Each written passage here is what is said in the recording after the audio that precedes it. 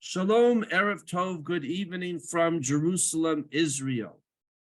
This is Mr. Lowell Joseph Gallin, founder of the Root and Branch Association Limited, established in the United States of God of Israel, bless America, in 1981 in New York State, now celebrating our 42nd year. Today is Wednesday, January 25th, 2023 in the Gregorian calendar, and it is the fourth day of the 11th Hebrew Israelite month of Shvat in the Hebrew Israelite calendar, year 5783. In 2 weeks, we celebrate Tu B'Shvat, the new year for trees in the land of Israel, which begins with the blossoming of the almond tree with its beautiful white blossoms. Welcome to episode 7 of our monthly seminar, chaired by Mrs. Cecily Routman of the Jewish Pro-Life Foundation, entitled Abortion, with abortion in quotation marks, Moloch, Mass Murder, Child Human Sacrifice Global Industry. And we also welcome Cecily's guests, Ms. Beth Bauer of Ann Arbor, Michigan, Joe and Beverly Gillard, Mr. and Mrs. Joe and Beverly Gillard of Pennsylvania, and Mr. Ross Schriftman from the United States. I have to remind myself which state. Now, without further ado, I'm going to hand over the mic to Cecily, and we will also begin with a short video related to the Nazi extermination program. Here we go. August 20th, 1947, Lüneburg, Germany. After more than 8 months on trial, 23 defendants, most of them doctors, accused of evil Nazi medical experiments and involvement in deadly euthanasia programs, hear their sentences read. While some of them are acquitted or sent to prison, 7 of them receive death sentences. One of them is a German medical doctor named Karl Brandt. Karl Brandt was born on the 8th of January, 1904. While his father was a Prussian army officer, Karl became a medical doctor and surgeon specializing in head and spinal injuries. A fanatic Nazi, he joined the Nazi Party, SA and SS, between 1932 and 1934. In 1934, Brandt became Adolf Hitler's escort physician, and together with his wife, Annie Reborn, they belonged to Hitler's inner circle at Berghof, which was Adolf Hitler's vacation residence in the Bavarian Alps from 1935 until 1945. Brandt was very successful in winning Hitler's trust, thanks to which he became the highest medical authority in Nazi Germany. In order to cleanse the Aryan race, Brandt, together with his colleagues, performed a large number of brutal abortions on pregnant women who they claimed to be genetically defective. On September 1st, 1939, Adolf Hitler appointed him co-head of the T4 euthanasia program, granting mercy death to those who, after a most critical diagnosis on the basis of human judgment, as he named it, are considered incurable. Those incurable were physically and mentally handicapped citizens of the Third Reich and Nazi-occupied territories. They were systematically murdered, and before they were killed in gas chambers, they had often been used for deadly and inhumane medical experiments. Brandt was also a driving force behind the forced sterilization program, conducting brutal medical experiments to determine which sterilization method would be most effective in terms of mass sterilization. On the 28th of July, 1942, Hitler appointed him Commissioner of Sanitation and Health, and Brandt became even more powerful. In April 1945, shortly before the end of World War II, Brandt sent his wife and son out of Berlin toward the American lines. He did not want his family to be captured by the Soviets. When Hitler got to know about it, he ordered his execution. However, he was saved after the intervention of Heinrich Himmler and Karl Dönitz. 1 month later, on May 23, 1945, he was arrested by the British forces and later tried at the Nuremberg doctors' trial. He was charged with numerous crimes, including crimes against humanity, planning, and performing mass murders of prisoners and civilians, as well as participation in or responsibility for performing Nazi medical experiments on prisoners of war and civilians, such as sterilization, freezing, malaria, typhus, muscular regeneration, and even transplants in Germany and the occupied territories. He tried to excuse his crimes, saying that any personal code of ethics must give way to the total character of the war. However, there was no excuse for the crimes he had committed. In August 1947, a tribunal sentenced Karl Brandt and 6 other Nazi criminals, such as Karl Gebhardt and Joachim Mrgowski, to death by hanging. He offered his body for medical research. However, his offer was refused. He was 44 years old when his verdict was carried out on the 2nd of June, 1948, in Landsberg prison. While on the gallows, some of his last words were, "This is nothing but political revenge." Even though he wanted to continue his speech, a black hood was placed over his head, and he was hanged. There were no tears shed for Karl Brandt. Now, without further ado, let me hand over the mic to our chair, Mrs. Cecily Routman.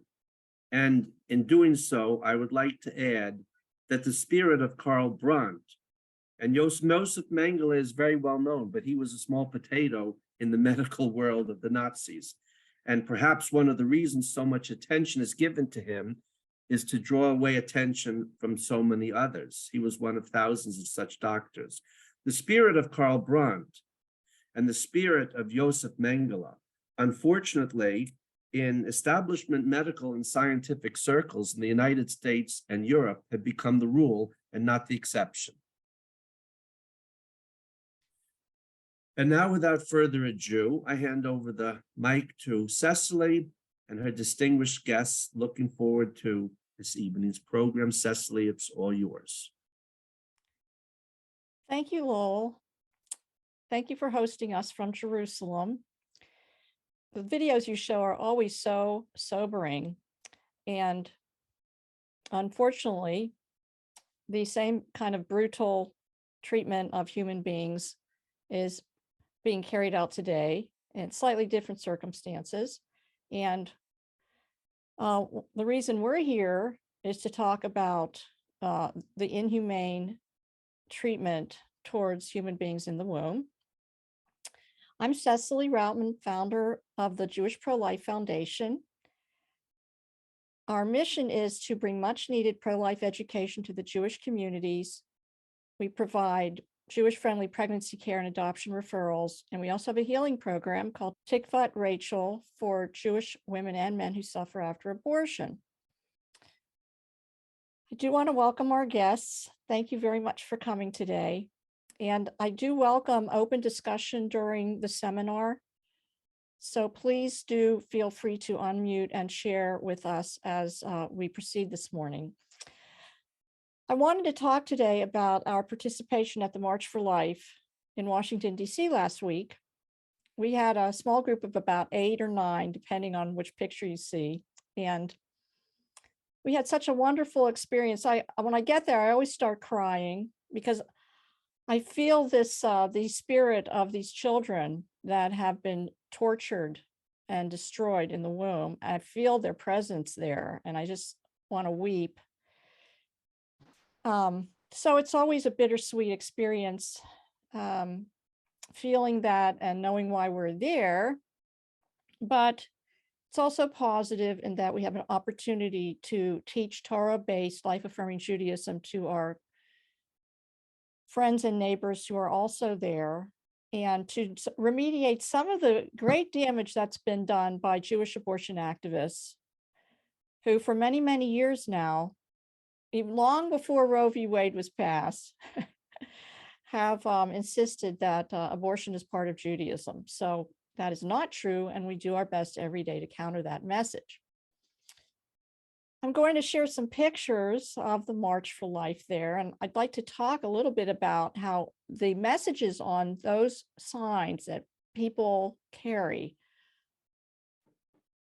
resonated with me and with our group members also, because so many of them are based in Torah or science, and they're the truth-telling and honest communication there is really delightful and refreshing, considering in the abortion culture, there's just so many lies that continue to bamboozle gullible and vulnerable people who are not educated and who do not have a God element in their life to guide them. So if we don't have a spiritual connection, we don't know what truth is. That's my current definition of insanity, is lacking a spiritual connection to God, because that is what keeps us morally and mentally sane in a very troubled and chaotic world. Before I begin, I will share that out of that event in Washington, D.C., I was called to do an interview with a young journalist out in Utah. And she asked me a few very pointed questions. And one of them was, what brought me to the pro-life movement and why is it so important to me? And one of the things I was able to share with her, which is reflective of the video that you showed today, Lowell, is that a mother's womb is supposed to be the safest place for a child, yet it's become a most dangerous place. And as a Jewish woman, horrifically, I now oftentimes see the womb as a gas chamber where the poisons are put in there and there's no escape. And this greatly offends many Jewish people, just as the metaphor about using the abortion Holocaust language, offends people that are on the left in Jewish life. They always take exception to that language because they say it diminishes what happened to us in Europe. But we are all Jews now in many ways. The mass genocide that was specifically targeted towards us and some other minorities in Europe is now being targeted around the world to many different people. And I think still, though, that the human beings in the womb have suffered the most, and certainly the lives lost have been so great there. Okay, having said that, I'm going to share the screen, and I just want to show some of these pictures of, what we saw there. Some of them are of us too, which is really sweet. So let me share this screen with you. So these are two young ladies that we saw there, and they each have a sign. One says, "Everyone deserves a birthday," and "The abortion industry is old news. Love them both." So no longer is it necessary to destroy the life of an unborn child to save the mother's life. This has become a chronic misunderstanding among many people, especially many Jewish people, who think that this is necessary today. It is rarely necessary today. We can love them both. There are life-saving options and alternatives for women and families who face crisis of pregnancy, and it's ethical and moral to save the lives of both. So that's one picture. And as you can see in most of these pictures, the people holding them are very young. This is a very hopeful sign for the movement. These young people have survived the abortion Holocaust, and they are here now to speak for their unborn mothers and sisters. Here's another picture. You can't be pro-Black, pro-woman, pro-special needs, and pro-choice. Hey, Black Lives Matter, guess how many Black lives you did not fight for? 20 million and counting. So we all know that the Black population has been targeted from the very beginning of the abortion industry, as has the Jewish population. And the inclusive movement of modern life conveniently omits the baby in the womb. But we do not omit them, we include them, and so do these precious people. Here's another one. I'm the result of a 17-year-old's unplanned pregnancy. That's why I march. So she's very lucky to be here. Her mother chose life, and I bet it wasn't easy. I always think about providence and how providence will always provide, and how if one has faith in providence, in God's providence, one need never act in fear. Here you go. I am the post-Roe generation. I demand protection at conception. I just really appreciated these two young people. This I demand protection at conception. I think this is such an important message. We see now that after Roe has gone down, states are deciding what limitations or bans they want to put on abortion, or deciding they want no bans or no limitations on abortion. Personally, I believe that life begins at conception. Well, actually, I believe life begins before conception because life is an ongoing continuum.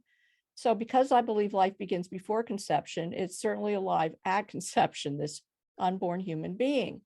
There's controversy and discussion and argument all the time about the first trimester, the first 40 days after conception, whether this is a person or not a person or whatever it is.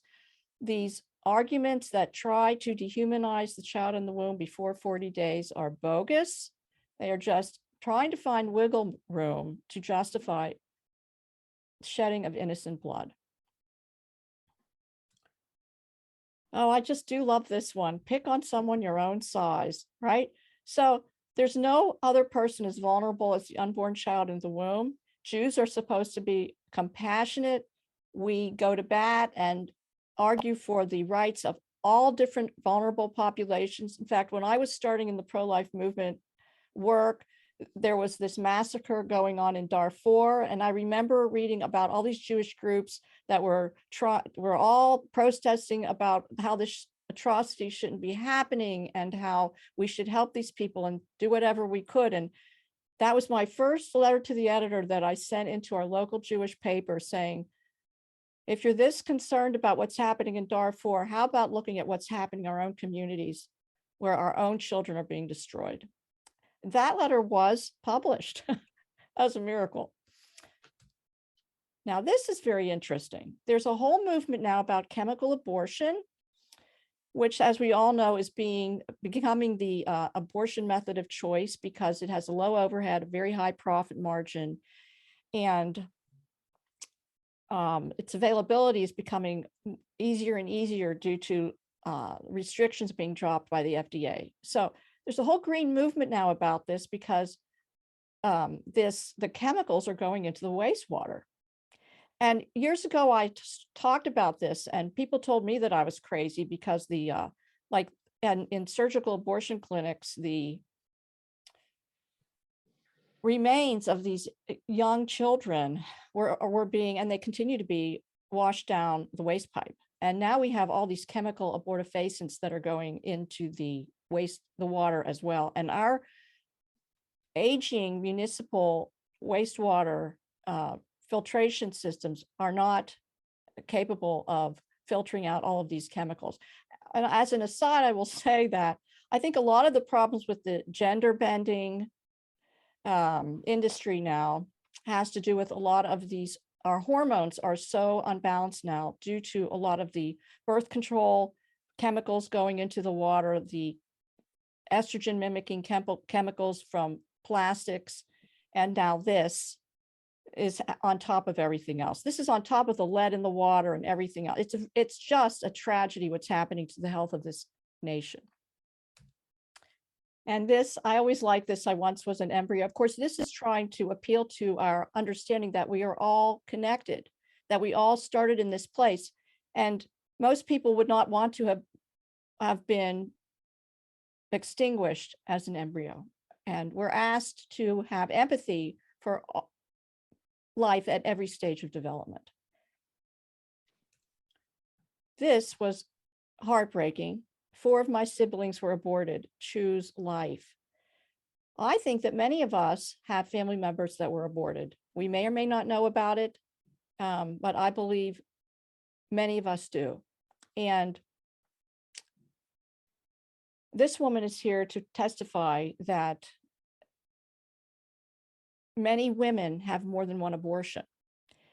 this becomes a method of birth control. And there are many reasons for this.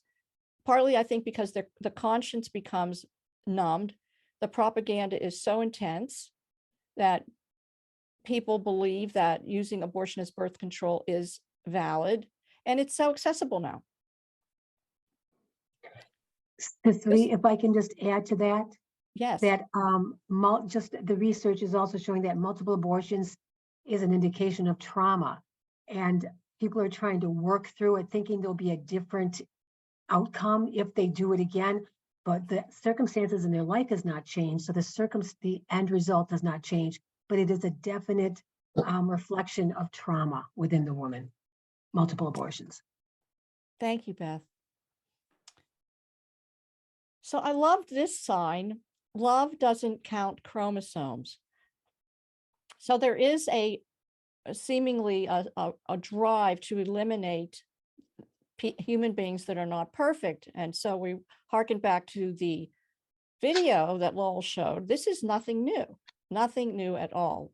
And in some countries like Iceland, they're very proud that they have no more Down syndrome people. There's a beautiful life-affirming phrase that's used for these babies, and they call them downright perfect, which I just really love. And there's activists now, Down syndrome activists, that are travel around the country in the United States talking about the humanity of human beings that are not perfect, and how Down syndrome individuals bring a lot of joy and laughter into a family. I also think it's important just for diversity. We just are, human beings are very diverse, and God makes us a certain way, and we need to celebrate all life. Every person has the right to be born. We certainly do. We have the right to life, liberty, and the pursuit of happiness. We are all made in God's image, and we are conceived to be born and create a heaven on earth. Human rights start here in the womb. That's right. Let's be inclusive, people. Now, this is a very lovely young Jewish woman. I found her picture there. We missed her, but I have tried to connect with her. She says, L'chaim, to life. So she's a little baby in the womb there with a kippah on, L'chaim. She goes under the mantle, pro-life Jewess. So we're going to try to find her and welcome her into our group. This is the diversity of the pro-life movement. I just want to, maybe I'll make this a little bit bigger so you can see this. Yeah. Divest from big abortion now, grow beyond Roe, pro-peace, pro-life. There's the LGBT Democrat pro-life. I think it's wonderful. People of conscience know what's right and wrong. We come from many different backgrounds. The Rainbow Pro-Life Alliance. I love celebrating this. We have friends everywhere. Call me an extremist, but I think dismemberment is wrong. If abortion is merely about women's rights, then where were mine? Oh, that's Gianna Jensen. She's an abortion survivor. So that was a great sign. The dismemberment has become so normalized now.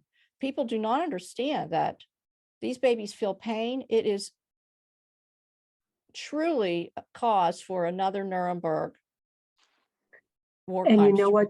And I heard someone say this, Cicely, is if abortion's so okay and normal, why do we never see it? It's not on television, it's not on commercials, it's not on billboards. So it's not okay, obviously, or they would be just sharing, right? Yes. And if you dare put a picture on social media about it, it gets censored immediately. Wow. For sure.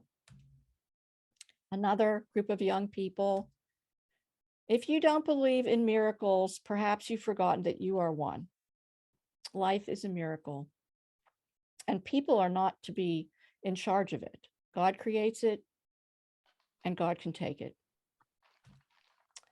Now, this is interesting. Doctor said abort. I said no. I love my child.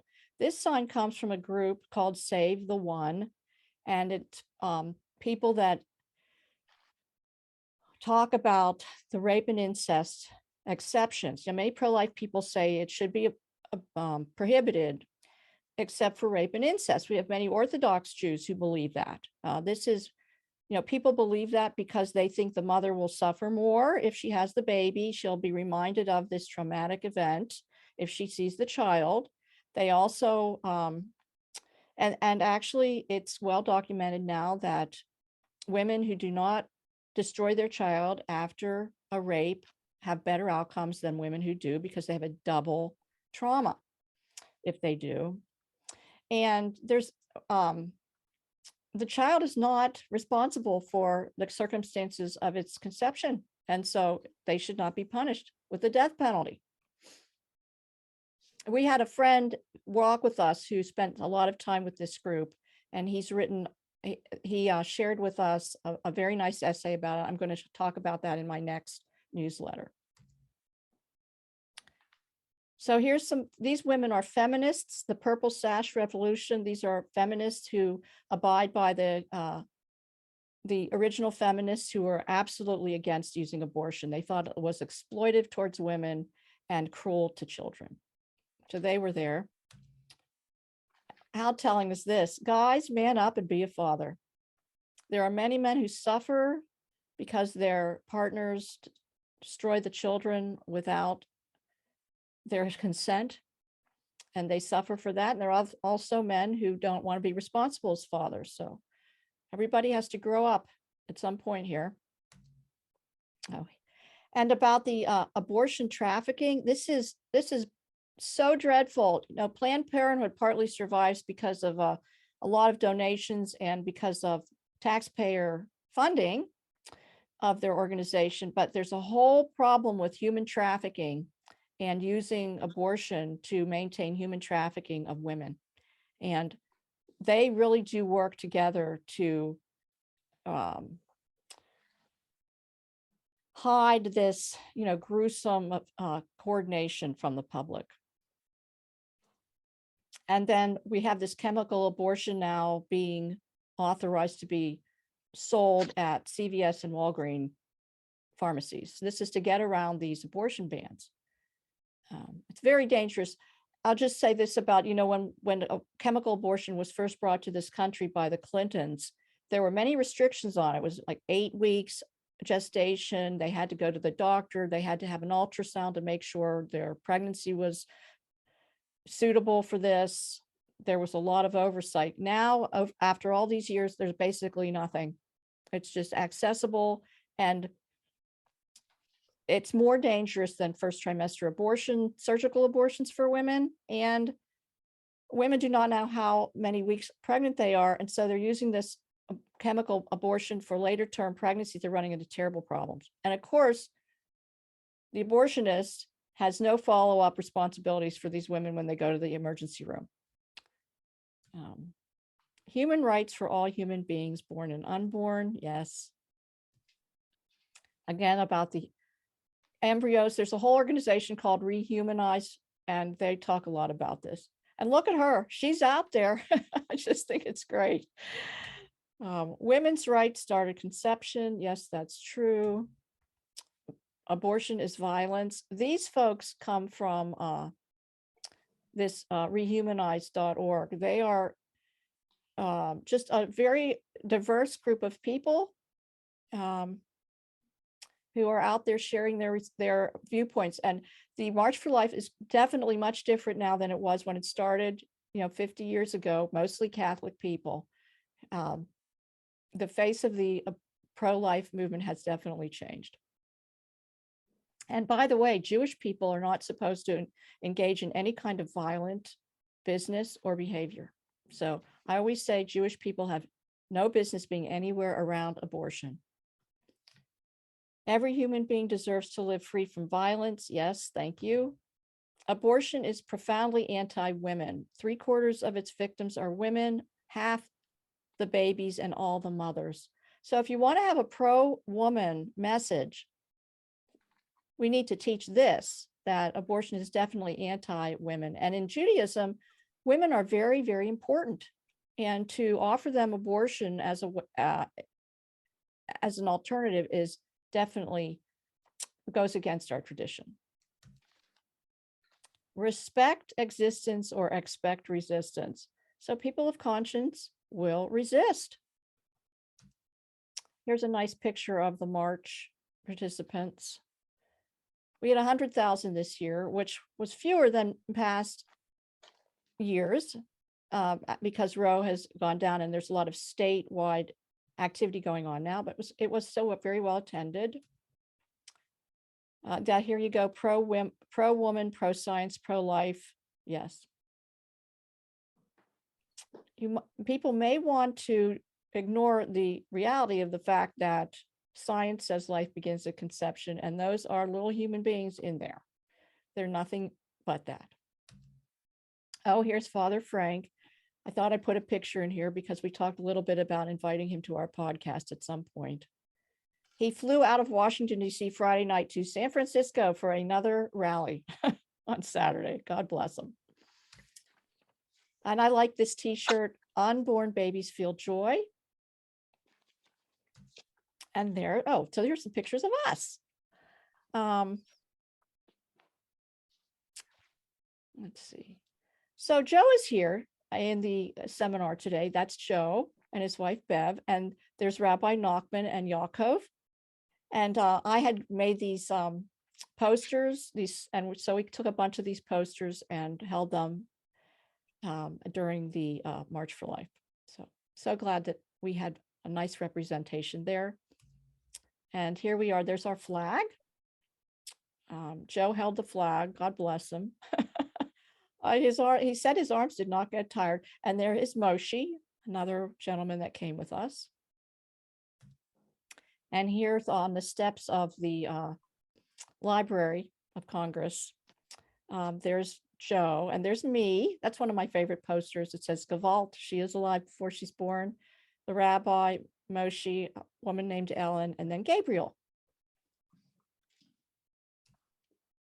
This picture was very disturbing. It says 1/3 of our generation has been killed before birth. 1/3. And I particularly appreciated this one because, as we all know, Judaism was the original pro-life religion. It was the first religion in human history to prohibit child sacrifice. And child sacrifice should be forbidden and prohibited everywhere. True feminists march for unborn women, yes. This is a baby at 9 weeks. This is a lie. So this whole idea about a clump of cells has gone by the wayside. Americans are born to be free if only they are free to be born. This was a very interesting picture.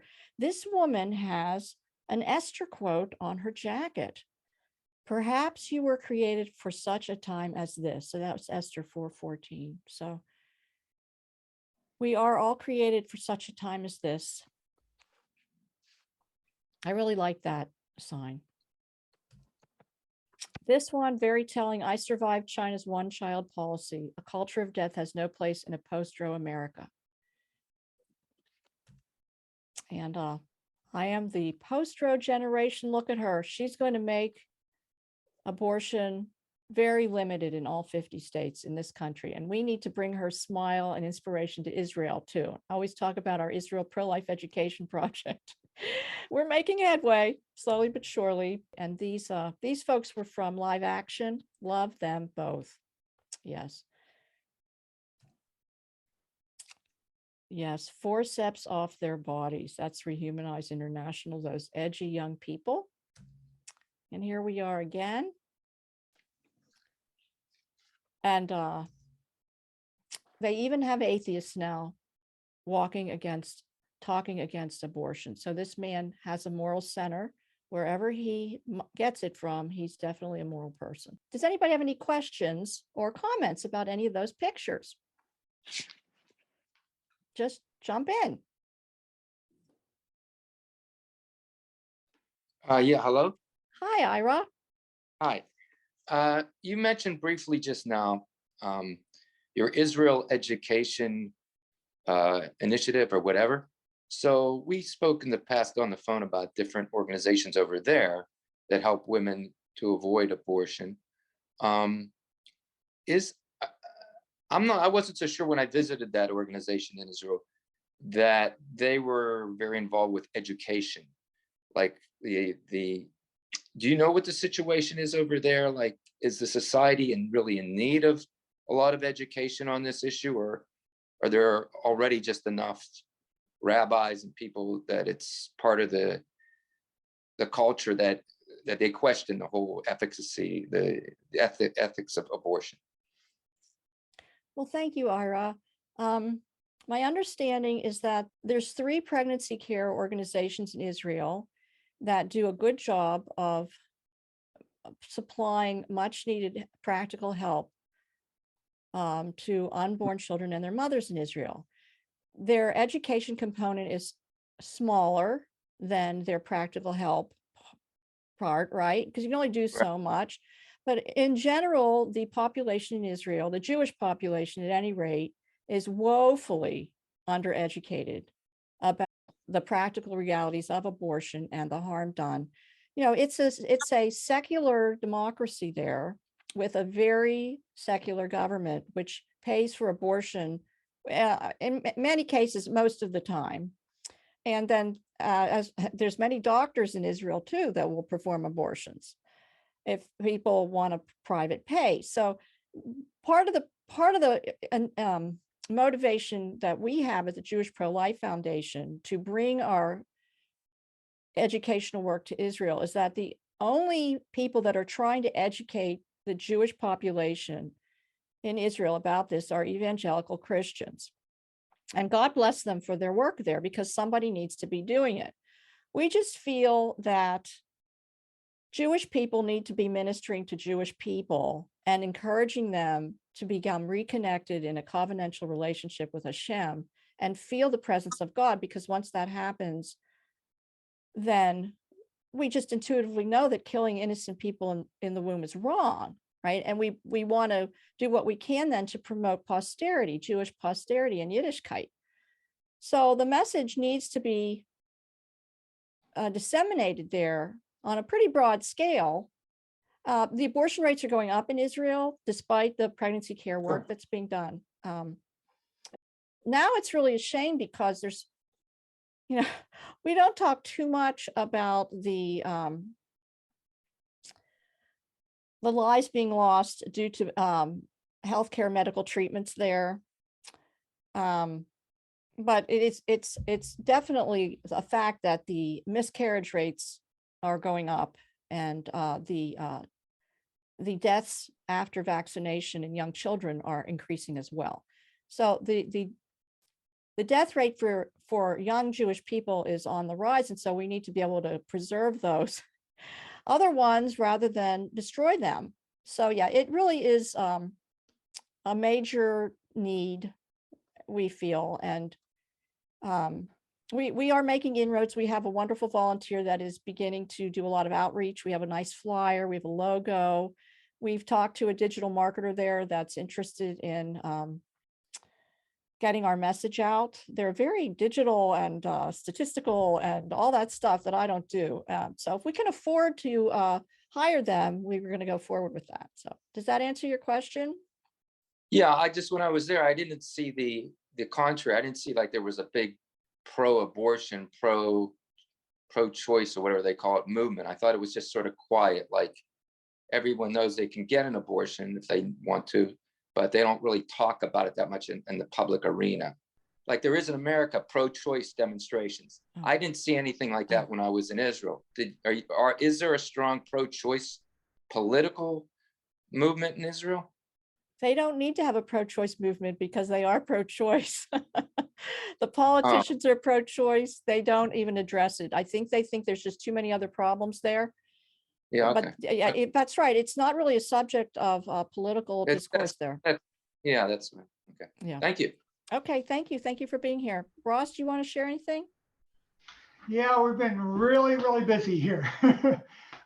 Interestingly, the Wyoming legislature only meets for a few weeks, which is kind of a good thing, but they got a lot of bills.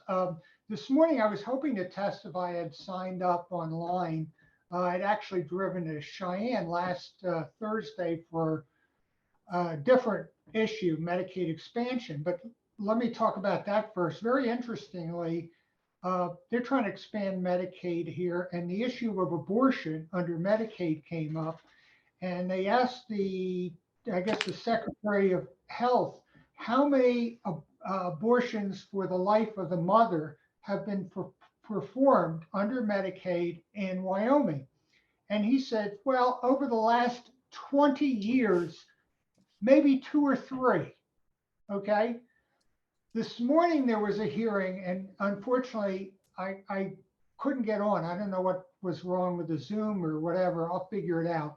I did send each of the senators on this abortion pill ban my view, and also about the RU 486 being produced by a subsidiary of the German company that produced the gas for the Nazis. And I've been in communications with all of them. We have a pretty pro-life legislature, although this morning, a lot of the speakers against the bill were doctors. And they were, which was a surprise to me, that the abortion pills are used for things other than abortion, and that they prescribe it all the time.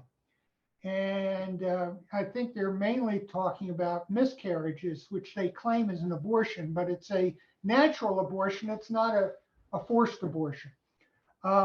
Tomorrow night, we have a meeting of the people here in Casper that are pro-life, and we're educating them on how to lobby, because I was the legislative chair for the Pennsylvania Association of Health Underwriters. So not everybody knows how to present to legislators. You get off in tangents. I thought the speakers this morning on both sides were strong. The bill, I'm told, is going to pass.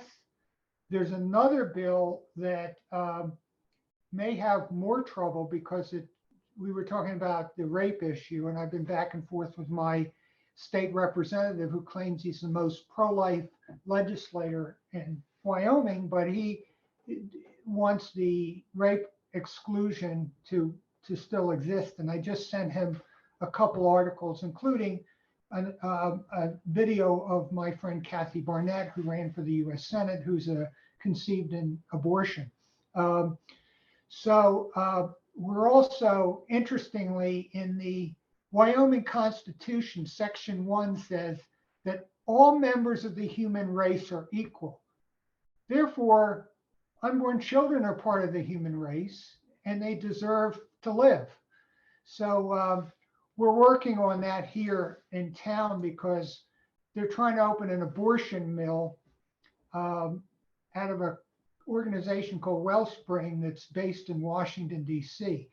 A few days after the leak of the Roe decision, arson fire at the abortion center, and they're trying to blame it on us. But if you think about it, why would somebody, if the law was going away, if the Supreme Court had ruled, and we already had a trigger bill here in Wyoming, why would anybody on our side create a fire? I think it was for sympathy. I think it's, probably somebody on their side. The police have never, quote, caught the person, but there's a lot of video. So I don't know. As far as our trigger bill, they shopped to a district court in Jackson, which is Teton County. That's the California section of Wyoming, where so they find a left-wing judge, and it's on hold. It went to the Supreme Court. The Supreme Court sent it back to the judge in Jackson, and so abortions can still happen here, although Wyoming is really a pro-life paradise for most people. But the medical community this morning announced that the Wyoming Medical Association opposes the bill to ban the abortion pill.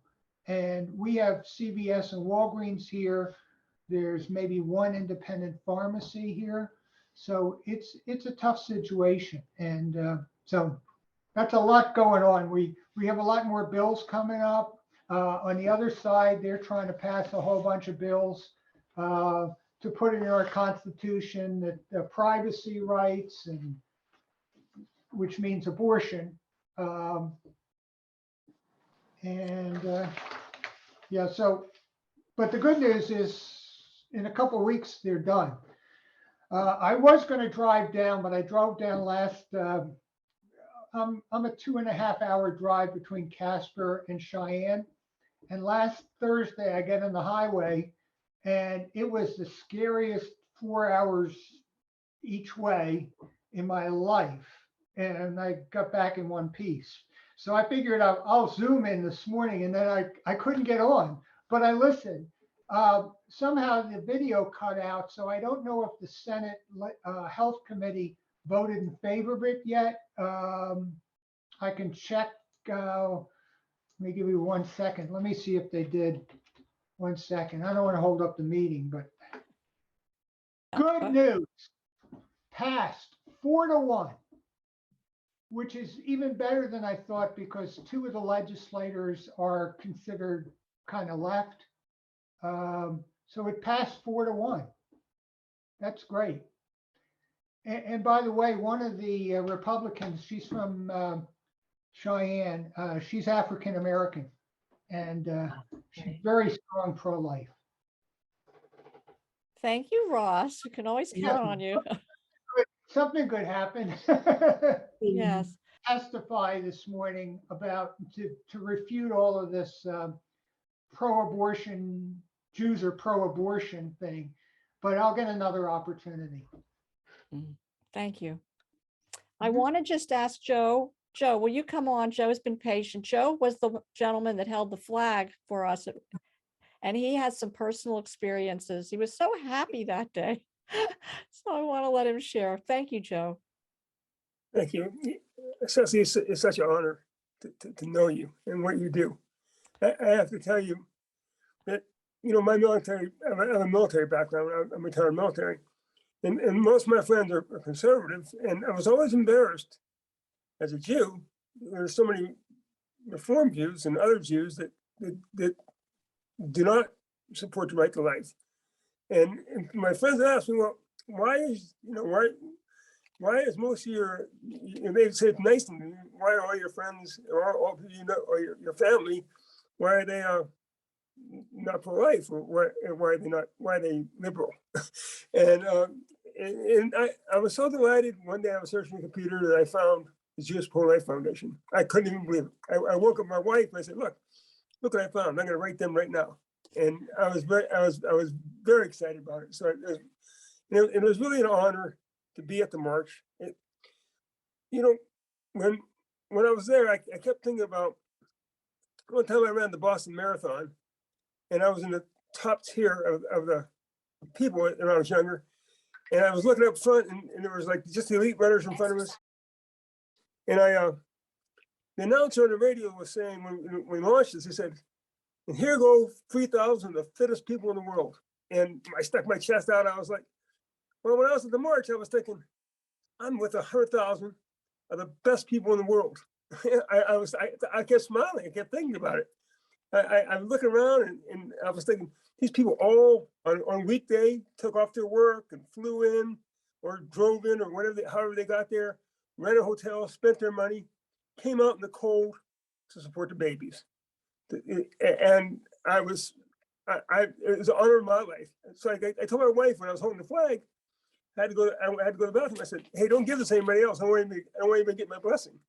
You know, it was, I hate to be selfish like that, but I really enjoyed it so much. And I was holding that flag out, so it was just an honor, and it was an honor to be around those people. And really, I don't want to patronize Cecily, but it's really an honor to know her and what she's doing and what this group is doing. And Ross, it's good to see you again. I was looking for you. I'm sorry you couldn't make it this year, but thank you. So yeah, it's an honor to be among you all today too. Thank you so much. Thank you. Thank you, Joe. Yes, you're a fellow marathon runner, as is Yeah. Ross. Do you two guys know about that Life Runners group? There's a group called Life Runners, and they get There's a together and group run. here in Casper. Yeah, Life Runners. I didn't, but I'd be interested in it. Okay. But I tell you, it's really an honor to be a part of your group, Cecily. I'm grateful for that. Thank you. Thank you. Thank you. Thank you, Joe. Ira, did you want to share? Yeah, I just was wondering, because I'm kind of new to this movement stuff. In Judaism, one of the highest levels of kindness that one can do of Hesed is to bury a person, like arrange for the funeral and the stone and everything. Like if he has no family to do it, whatever. That's one, because there's no payback. I mean, he's helpless. He's gone. It's an interesting juxtaposition I thought of was, do people make a corollary comparison to the fetus that he can't help himself, he or she cannot, do that. And so we're sort of like, it's a high level of Hesed in helping an entity that is not impossible for them to help themselves. No one's going to speak for them. So the work that you do in their name is like a real high level of Hesed, just like the people that will take care of the burial for the people that are deceased. Have you come across that in your movement, like, from the Jewish perspective? Well, that's a wonderful insight that you have. Yes. All of the rabbis that we work with, but especially Rabbi Friedlander, talks all about mercy and how mercy for the unborn and their mothers is absolutely necessary for the redemption to come and for it to be a merciful redemption. So there's this whole idea, right, that because we've fallen so far and that the offense and insult to Hashem is so great that we're looking at the age, a redemption that may be very cataclysmic. And he talks about how it's absolutely necessary for people to be very merciful and kind towards those that cannot speak for themselves, to assuage God's disfavor with us.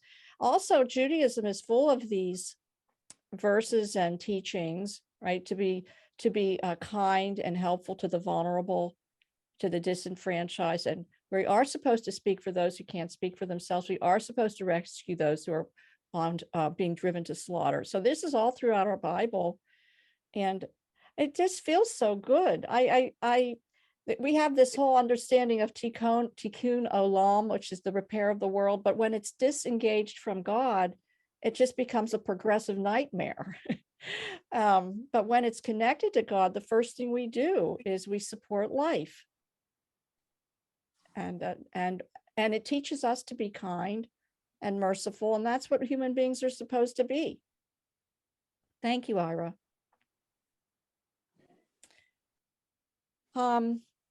Lowell has given us an unlimited amount of time here. So if anybody wants to share anything else, please do.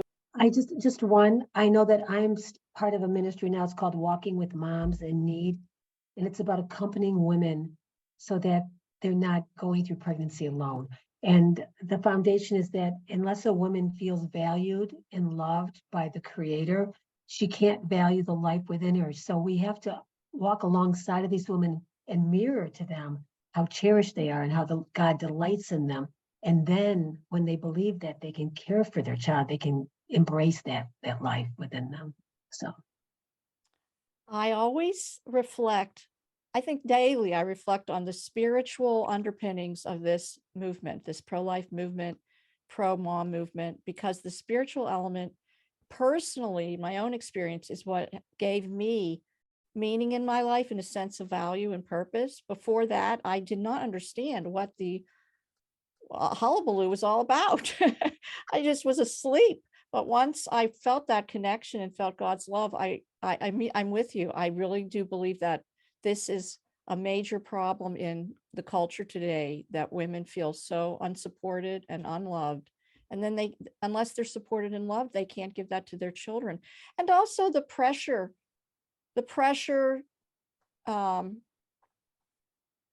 to end pregnancies, to kill their own children. They're frightened. It's very strong. The propaganda is strong. As you said, the Mhm. self-hate and disregard for one's own life and meaning in life is it's a big mess. And I think the pro-life movement can restore not only the country, but the world to a God-centered experience, right? And that's what we're trying to do. Right. Thank you, Beth. You've been such a nice participant today. Thank you for coming. Thank you for the invitation. I was excited to see this. Okay. Oh, I also mentioned there is a Jewish pregnancy care organization called In Shifra's Arms. It's named after the Shifra and Puah, the midwives in the Pharaoh story in Egypt. And Wow. here in the States, and she does provide not only practical care, but a lot of support, emotional support to Jewish women.